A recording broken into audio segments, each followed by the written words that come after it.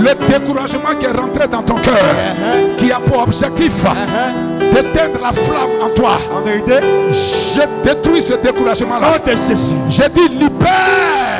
Le thème de ce matin est très important. Une phrase affirmative. Nous ordonnons. C'est un ordre. On affirme que l'ennemi doit arrêter de nous dépouiller. Il n'a pas le droit de te dépouiller. Mais s'il arrive à te piller, comme on l'a lu dans le texte de Ésaïe chapitre 42, verset 22, beaucoup sont dans des cachots, dans des prisons spirituelles. Beaucoup sont pillés et dépouillés. Personne n'exige à ce que ce dépouillement-là s'arrête. Tous se disent dans ma vie là, c'est comme ça. Chez nous là, c'est comme ça. Les hommes ont du mal à travailler. Les gens ont du mal à vivre jusqu'à 60 ans, 70 ans. Les femmes ont du mal à enfanter. Les femmes dans notre famille là peuvent faire des enfants, mais personne pour les marier légalement. Donc tout le monde accepte la condition anormale qui se passe dans sa famille. Chez nous là, c'est comme ça. Oh. Parce que tu es né et tu as trouvé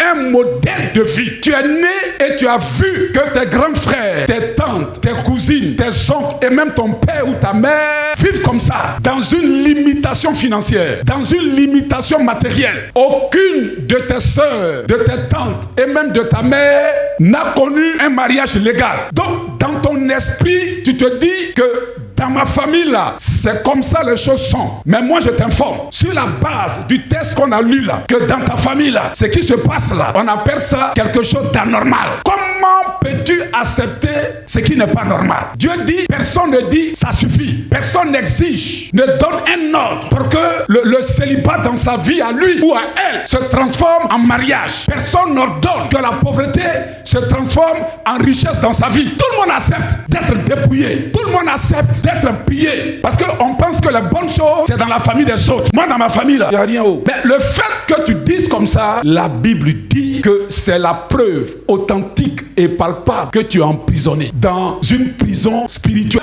La Bible dit, par le texte qu'on a lu, que c'est toi qui dois exiger. On dit, il y a une réunion. Tout le monde donne son point de vue. Toi, tu n'as pas de point de vue. Ça veut dire que tout ce qui va être décidé là, toi, tu es un suiveur. Tu vas suivre. Parce que tu es né dans la famille et la famille, c'est comme ça. Toi, tu suis. Mais non. Pourquoi est-ce que tu n'acceptes pas dans la vie quotidienne? Tu l'acceptes par rapport aux événements dans ta vie. Si de suite là, quelqu'un te dit, suis-moi, on va aller braquer, on va aller voler. Tu vas le suivre? Pose la question à ton frère. Parce que tu trouves que c'est anormal. Donc, ce qui ne te correspond pas dans ta famille là, faut pas aussi accepter ça. Est-ce que toi aussi, tu n'as pas l'envie qu'on te célèbre un samedi dans une mairie?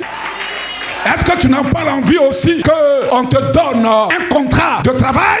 Ne trouve pas normal ce qui est anormal. Tu dois exiger. Il y a des grâces qui sont conservées, gardées par l'ennemi. Et tant que tu n'exiges pas, lui il est content. La sorcellerie est très contente. Tant que tu ne dis pas, assez, ça n'est assez. Donnez-moi mon travail, donnez-moi ma santé, donnez-moi mon mariage. Assez, ça n'est assez. Voici 5 ans que je tourne en rond. Voici 10 ans que je tourne en rond. Moi, j'exige à partir de ce matin, ce qui est à moi, aïe, aïe, aïe, aïe, aïe, aïe, aïe, aïe, aïe, aïe.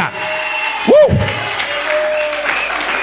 Vous savez, quand quelqu'un a ton crédit, il paiera ton crédit en fonction de la manière dont tu te présentes à lui. Il y a des gens, quand tu prends les crédits là, tu payes. Il y en a quand tu prends là, tu payes pas. Il y a des crédits. Quand le gars, il t'a donné son crédit, toi-même tu sais que tu vas payer. Parce que la manière dont il va mettre la pression sur toi, tu ne respires pas. C'est-à-dire quand tu te réveilles à 5h ou 6h du matin, là, la première personne que tu vois devant ta porte, c'est lui. Quand il va te faire ça 3 fois comme ça, là, tu vas rentrer en brousse pour aller chercher son argent et tu vas lui donner. Mais quand tu prends le crédit, tu as l'impression que c'est toi-même, c'est-à-dire que c'est lui qui te doit. Et beaucoup de chrétiens se comportent, c'est comme ils ont le crédit des sorciers, ils ont le crédit du diable. Non, c'est lui qui a ton crédit. Oui, c'est lui qui a pris ce qui est à toi là. C'est lui qui a pris ça. Il doit donner ça. Il y a des personnes, quand tu les entends prier, tu sais que dans 3 jours, il va être béni. Mais il y en a quand tu les entends prier, tu sais que lui là, on va rien lui donner. Parce que les esprits regardent à la qualité de ta prière. Il y a des gens qui ne comprennent que le langage de la violence. Tant que tu n'es pas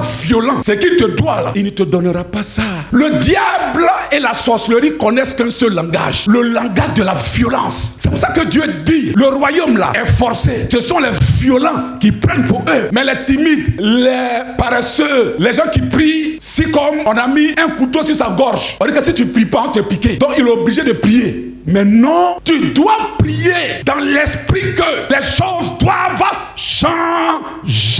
Et que si tu n'exiges pas que les choses changent, elles ne changeront pas. Si tu te plains dans cette histoire de ma famille là, c'est comme ça. Papa était comme ça. Maman était comme ça. Si tu te plains dans ça, parce que papa est mort à 60 ans et que maman est morte à 50 ans, toi aussi tu penses et tu acceptes que tu vas mourir à cet âge-là de 60 ans et de 50 ans. Mais moi je te dis non, faut pas accepter ça, parce que la vie de papa est sa vie. Est-ce que quand on l'a enterré là au village ou à UM civil là, on t'a mis dans sa tombe avec lui? Sa jeunesse n'est pas ta jeunesse, sa vieillesse n'est pas ta vieillesse, son histoire n'est pas ton histoire. Il t'a mis au monde, tu as son sang, et ce sang là a eu déjà un modèle de vie. Le sang que nous portons là, il y a déjà un modèle de vie dans ce sang là. Si on ne refuse pas ce modèle de vie là, parce que ça ne nous correspond pas, non, toi tu es jeune fille, bien pimpante là, quelqu'un va te prendre, il va te mettre chez lui à la maison et il va reproduire la même vie que papa a fait avec ta maman. Toi tu acceptes ça? Femme de 2024, il y a déjà un modèle dans ton sang, et ce modèle là, tant que tu ne le brises pas dans la prière, tant que tu ne l'effaces pas dans la prière, tu vas reproduire les mêmes choses. Si tu as pu vaincre les esprits de famille, aucun esprit ne va t'empêcher d'aller de l'avant.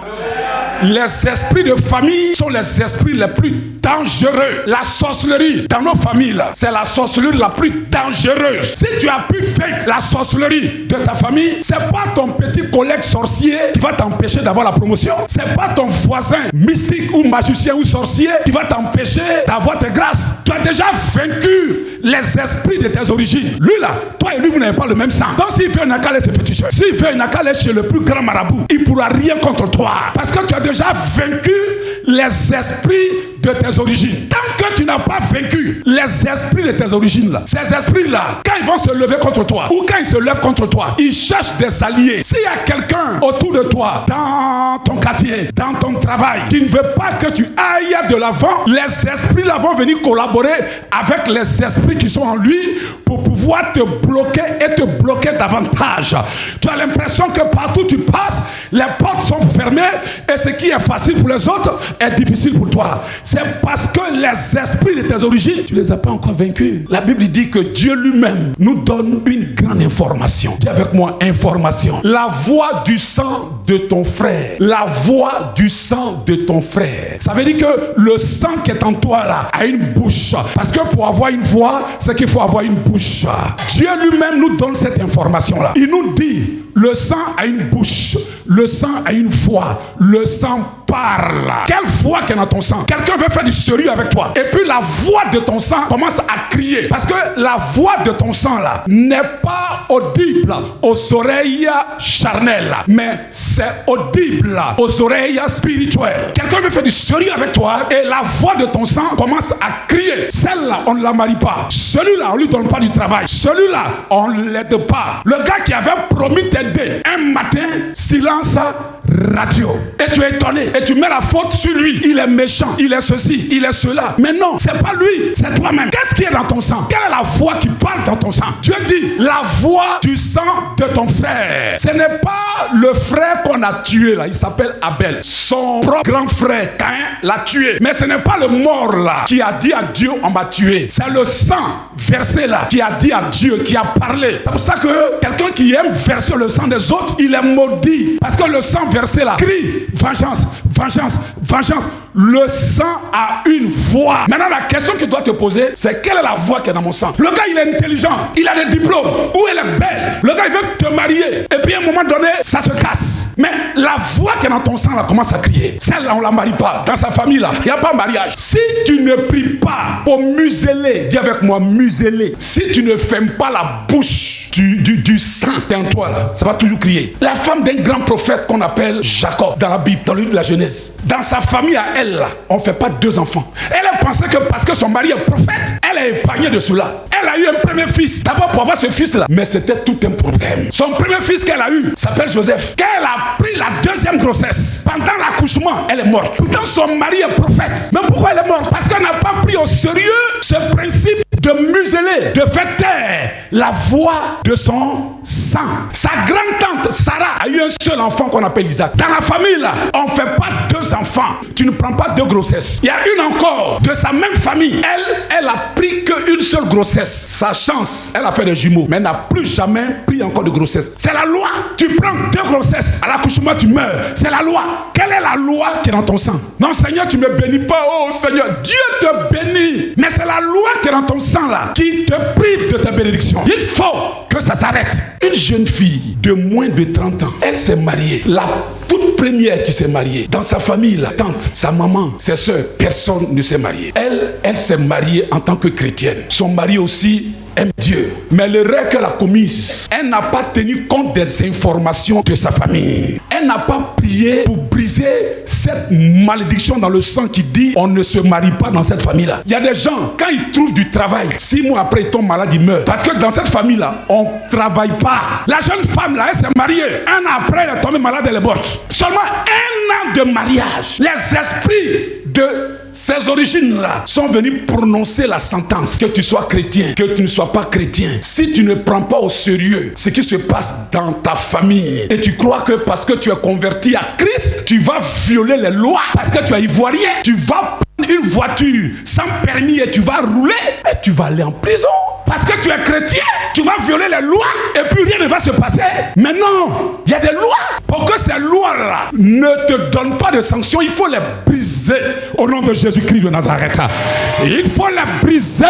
Les gens ne veulent pas que tu réussisses. Ils veulent te voir uniquement que dans les pleurs et dans la médiocrité. Alors que ton présent ne détermine pas ce que tu vas devenir demain. Si aujourd'hui, les choses sont compliquées pour toi, ce que Dieu te demande, c'est de prendre conscience de ce qui est dans ton sang. Quelles sont les informations? Quel est le programme qui est dans ton sang? Si tu prends conscience du programme qui est dans ton sang, parce que tu n'es pas différent de ton père, tu n'es pas différente de ta mère. Regarde comment ta maman a vécu. Regarde comment ton papa a vécu. Et tu sauras que c'est le même modèle que tu as appelé à reproduire sur la terre. Parce que ton papa a reproduit le modèle de son papa à lui. C'est une question de reproduction. Un chien ne met pas au monde un cabri. Vous ne verrez jamais un cabri qui est enfant, un pigeon. Si tu es né cabri et que tu deviens un aigle, c'est qu'il y a eu un travail qui a été fait. Et ce travail-là, c'est toi qui dois le faire. C'est toi. Parce que si tu ne le fais pas, tes enfants que tu as mis au monde là reproduiront le même modèle. C'est une question de modèle. Maintenant, c'est toi qui deviens un mécanicien spirituel. Parce que quand tu rentres ici là, moi je ne vois pas ton corps rentrer. Je vois une voiture cabossée rentrer. Non, tu ne m'as pas entendu. Quand tu rentres ici, il y a des gens qui sont des Mercedes, des BMW, des GLE, des Ferrari, eux-mêmes ils ne savent pas. Eux-mêmes ils ne savent pas. Parce que les épreuves de la vie, la souffrance de la vie les a tellement cabossés. C'est-à-dire, il est cabossé. Voiture la même, voici comment ça roule. Il pense qu'il a une voiture koyo. Alors qu'en réalité, c'est une Mercedes que la souffrance a cabossé. Les sorciers ont frappé le marteau. Ils ont cabossé. Donc quand tu rentres ici, moi je ne vois pas une personne rentrer. Dans le spirituel, je vois une voiture qui rentre.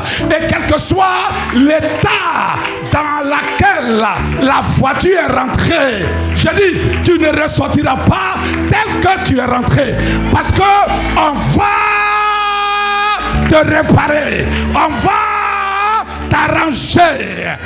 Aïe, aïe, aïe, aïe, aïe, aïe, aïe, aïe, aïe.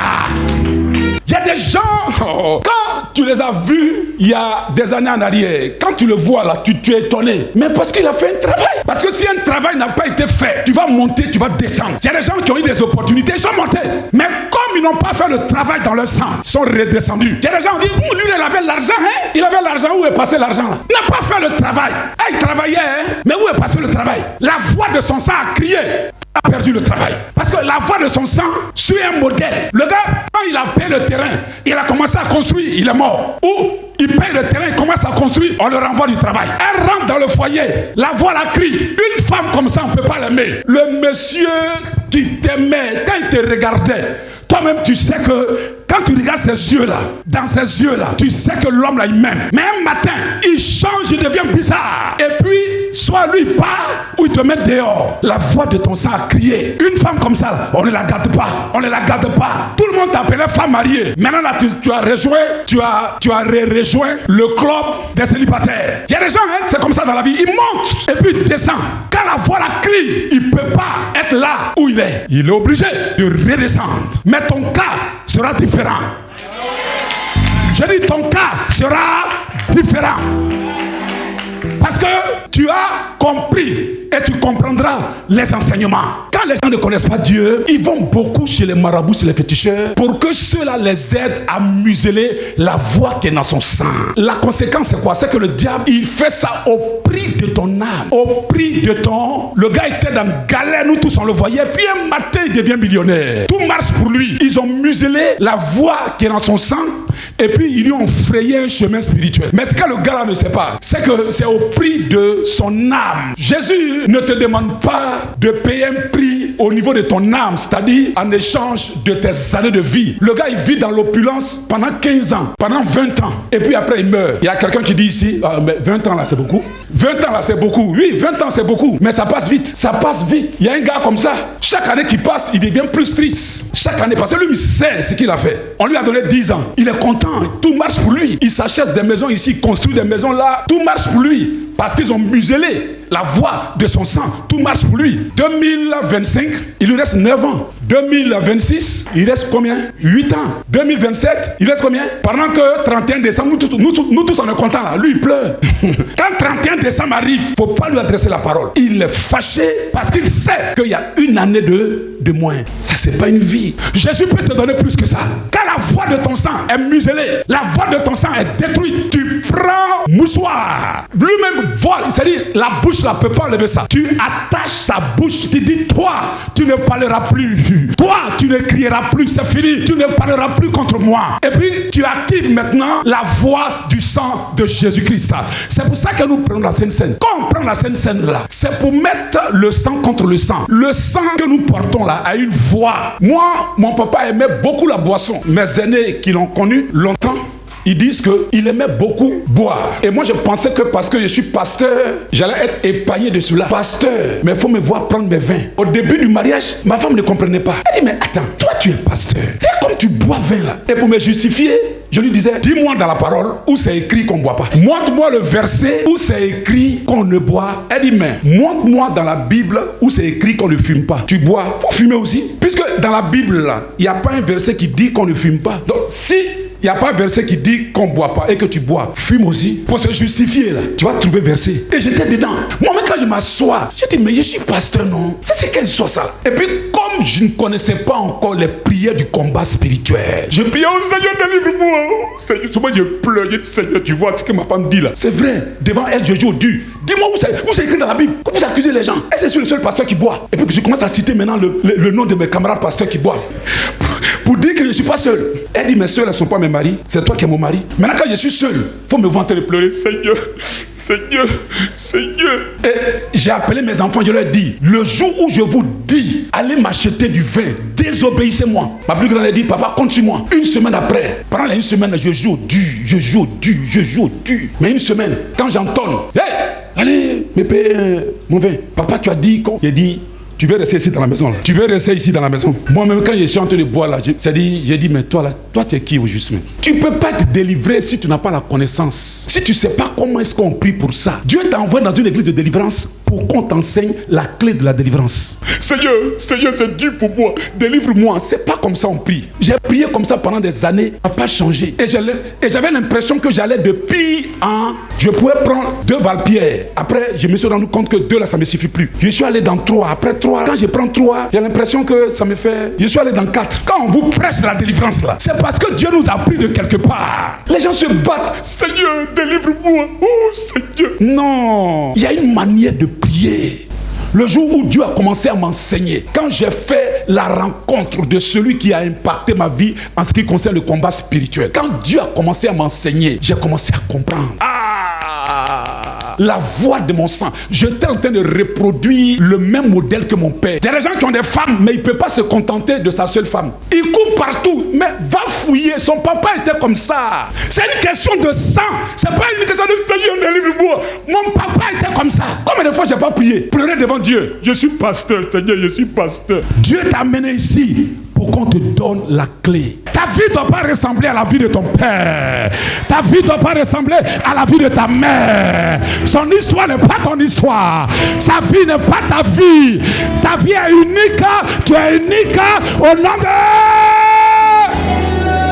Pour ma délivrance, c'était des prières de combat. Je détruis la voix du sang qui crie Soula, Soula. Je détruis cette voix-là. J'anéantis cette voix. Je muselle cette... Ah, quand j'ai commencé à prier comme ça, c'était différent de Seigneur, délivre-moi. Est-ce que c'est la même clé? Le gars, il ne te donne pas l'argent, il ne prend pas soin de toi parce qu'il y a une voix dans ton sang là qui dit les femmes dans sa famille là, l'homme ne prend pas soin de femmes. Donc la voix là crie, le gars il veut te faire du bien, il veut te faire du bien, mais il n'a pas le courage parce qu'il y a une voix qui crie, celle-là on ne fait pas du bien, on ne fait pas du bien.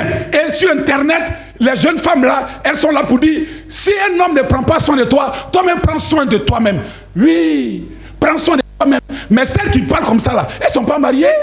Oui, parce que dans leur sang là, il y a une voix qui dit elle est belle, mais femme comme ça, on ne la met pas chez soi. Et elle veut encourager les jeunes générations à devenir comme elle. Mais non, toi tu es belle comme ça, tu n'as pas mari et tu veux faire comme moi. Moi j'essayais de me cacher derrière. Il est écrit qu'on ne boit pas. On n'a pas besoin d'un homme pour s'en sortir. C'est parce que tu n'en trouves pas. S'il y a un homme qui dit je mets la bague dans le doigt, elle va changer de parole. Elle va voir la même là. Elle va dire, on dit mais tu es marié. Non, toi tu n'as pas dit que... Non, ça, c'est ça. Bon, prenez ça comme ça. La voix de ton sang crie. Telle femme qui n'aime pas le mariage. La femme est créée pour qu'on la marie. Le but de l'existence d'une femme, qu'elle soit ministre, qu'elle soit députée, quand elle n'est pas mariée, il y a un vide en elle. Toi, tu vas te mettre sur Internet pour dire, on n'a pas besoin, on n'a pas besoin. Moi, je peux me mettre sur Internet pour dire, le pasteur, buvez. Il est écrit nulle part qu'on ne boit pas. Quand tu es dans quelque chose, tu veux te justifier. C'est-à-dire que toi, tu es belle comme ça. Toi, tu nous fais croire que tu es influenceuse. Mais où est ton mari? Mais quand tu influences, il faut influencer partout. Il faut influencer dans le but de ton existence. Parce que l'argent, là, tout le monde peut avoir. Mais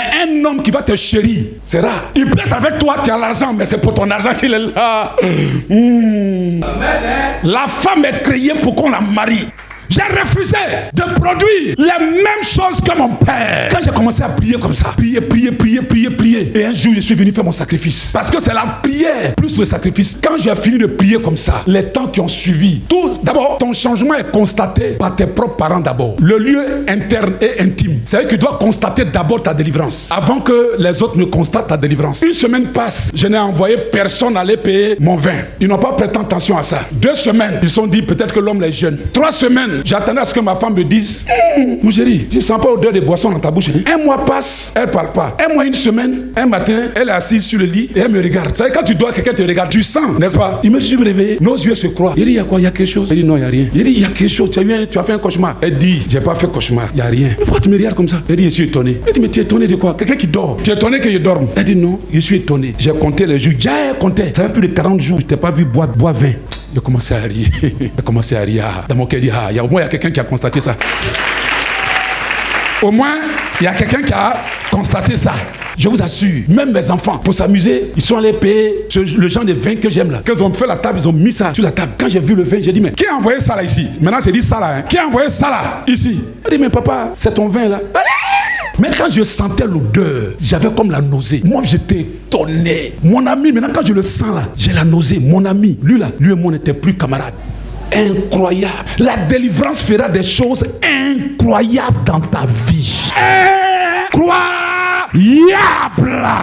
C'est pourquoi quand je regarde les petits sous là, je dis non, vous est-ce que vous buvez? Non, je peux pas m'en débarrasser. C'est fort, tu peux t'en débarrasser. Je dis que tu peux t'en débarrasser. Tu peux, c'est possible. C'est une histoire de prière. Parce que cette vie-là, c'est pas ta vie. Ta vie est différente. Ta vie est différente. Tu reproduis les mêmes choses que papa. Non, ta vie doit être différente au nom de... Je prophétise ce matin sur toi. Là où ton père ou ta mère, tes oncles se sont arrêtés, toi tu iras plus loin au nom de Jésus-Christ de Nazareth.